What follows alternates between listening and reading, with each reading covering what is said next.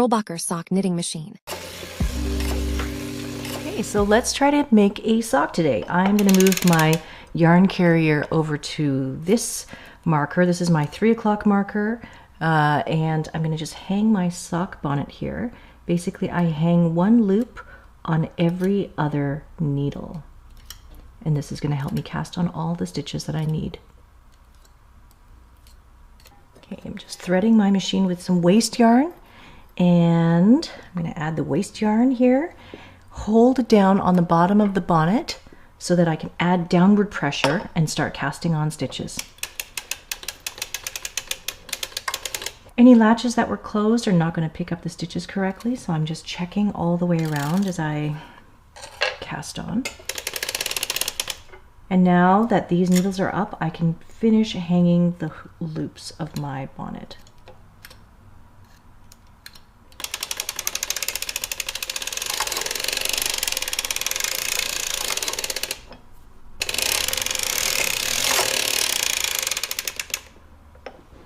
And that looks pretty good. So I'm going to stop here at the 3 o'clock mark, and then I'm going to add my main yarn. So for the main yarn, I'm going to be using Sweet Georgia Mohair Silk Sock, and this one is in the colorway Fizzy Water. Now I'm just dropping my tail in. I overlap the 2 yarns, the waste yarn and the new yarn. I overlap them for about 2 needles or so, just to make sure that they'll all catch. And then I'm just going to crank one row very slowly. Make sure that everything is okay. And then I'm going to add my buckle, add all of my weights, and then I also add the heel spring, just because I like what it does to the fabric and the gauge, and it makes everything a little bit tighter, and so I do like that. I'm going to reset my counter, and then I crank 20 rounds for the hung hem. So I'll go ahead and do that.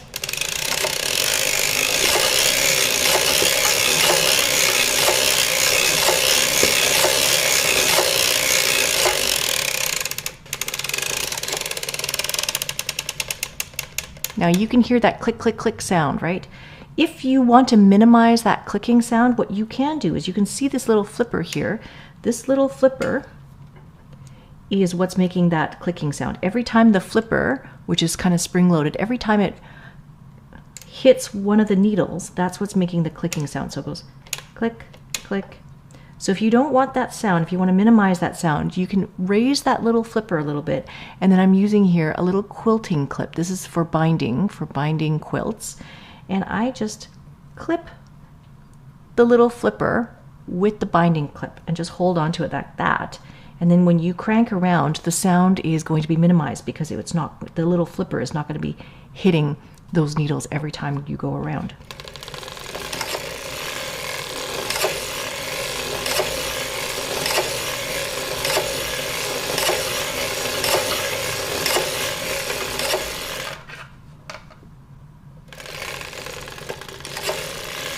So that is 20.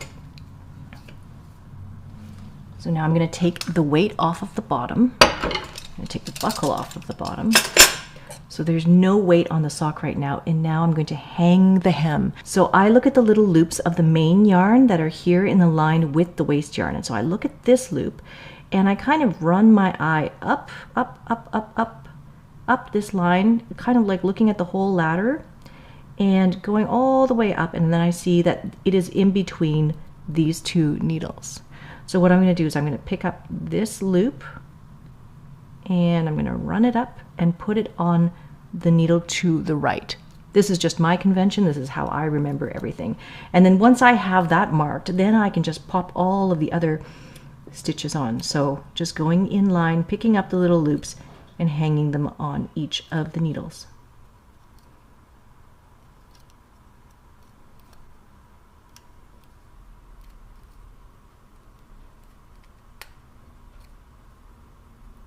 Okay, so now I can't access these needles on this side, so I'm just going to crank forward. I'm going to pull down with my hand, with my left hand, I'm going to pull down on the bottom of the bonnet and then crank forward. So you can see here, stitches are kind of coming up because there's not enough tension pulling them down. So now we just finish hanging all of the stitches. Okay, so that is all the stitches hung. I'm gonna put the buckle back on and then add all of my weights back. Now I reset my counter to 0. So now that I've reset the counter, now I'm gonna crank all of my leg rows. So I've just predetermined that I'm going to crank 60 rows for that, and so I'm gonna go ahead and do that.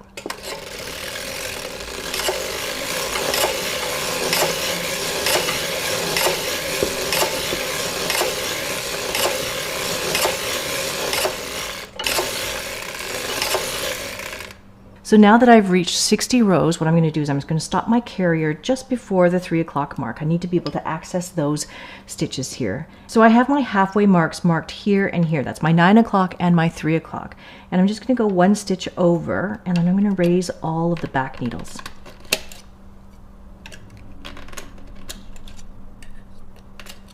And so there's 1 extra stitch outside of my halfway marks. And so now I'm going to work the heel. You have to remember to remove the clip if you're using this. Otherwise, all of your stitches will fall off when you do the heel. And all I do is I crank past, I hear that last click, and all of these stitches are out of work right now. None of these stitches are going to be knit. And all I do is I raise 1, 2 needles. And then I'm going to crank back.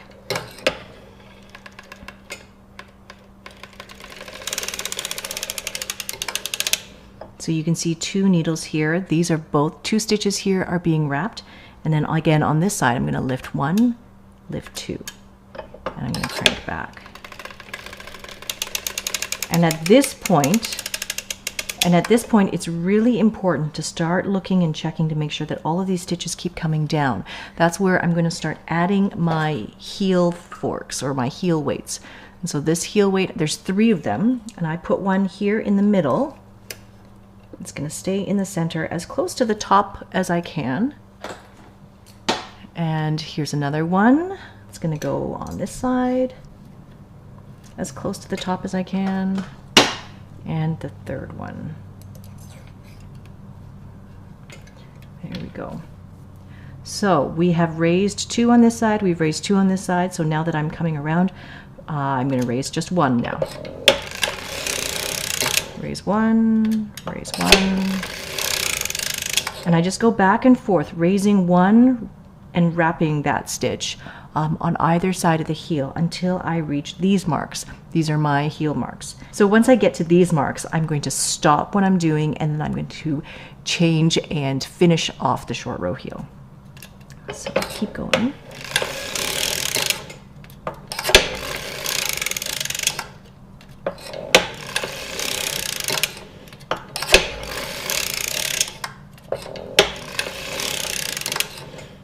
All the time, it's really important to make sure that your stitches are coming down to the base of the needles. If they're not, if they're riding up, then it's time to move your heel forks.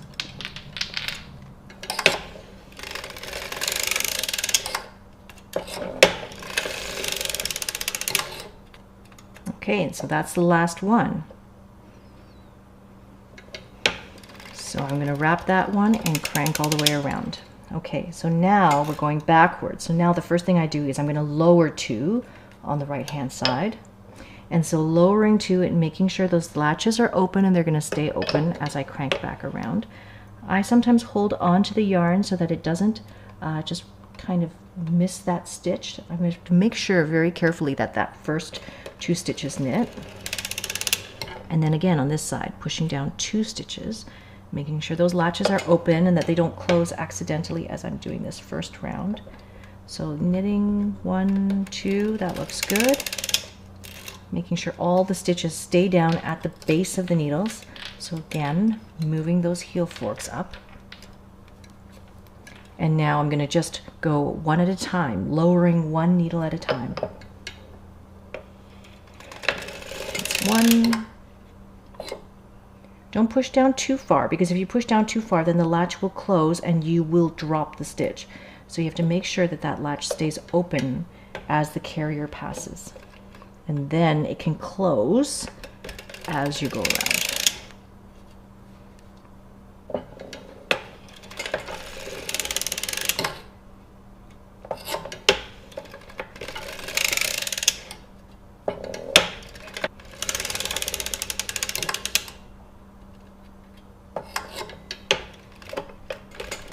Okay, so now I'm gonna just pause right here for a second because I just have these 2 needles which are wrapped. And what I wanna do is I want them all to knit together so that it makes a smooth, smooth join at the corner of my short row heel. So what I'm gonna do now is I'm gonna return all of my stitches back to work. And make sure that all the latches are open. That one's closed. Making sure they're all open. And then I'm going to crank very slowly around the whole thing.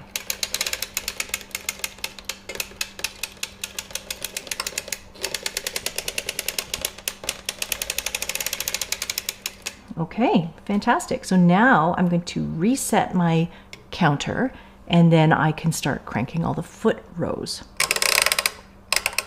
Okay, so now in this case, I'm also going to do 60 foot rows. So we can add the little clip back to minimize the sound if you like.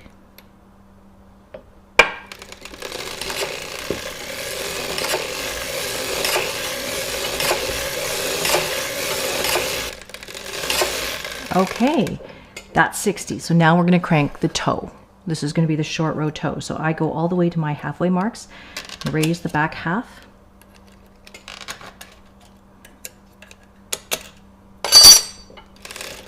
And again, removing the clip. And cranking until you hear that last click. Then I'm going to do the same as before. I'm going to raise 2 on the right hand side, crank across, raise 2 on this side, on the left side. And from now on, just picking up 1 needle.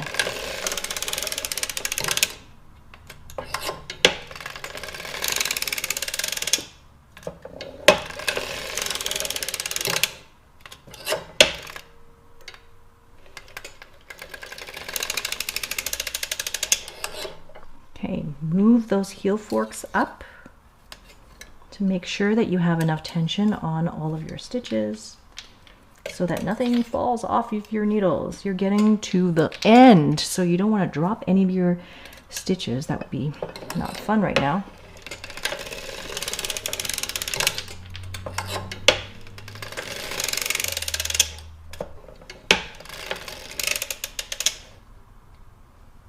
Okay, now I'm going to do the same. I'm going to push down 2 stitches to close off the toe.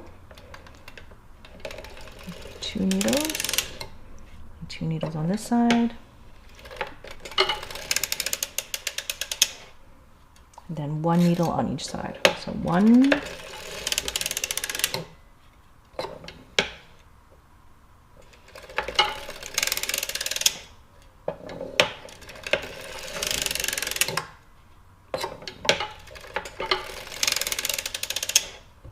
Okay, so now I have these 2 needles that are wrapped, so I'm going to return all of my stitches back to work.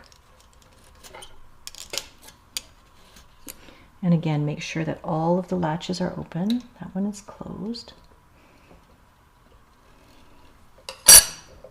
And I'm going to crank 1 round around.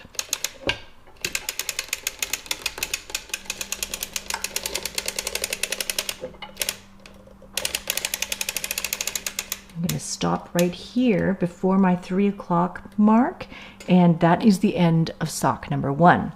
So now I'm going to take the yarn out and then add my waste yarn.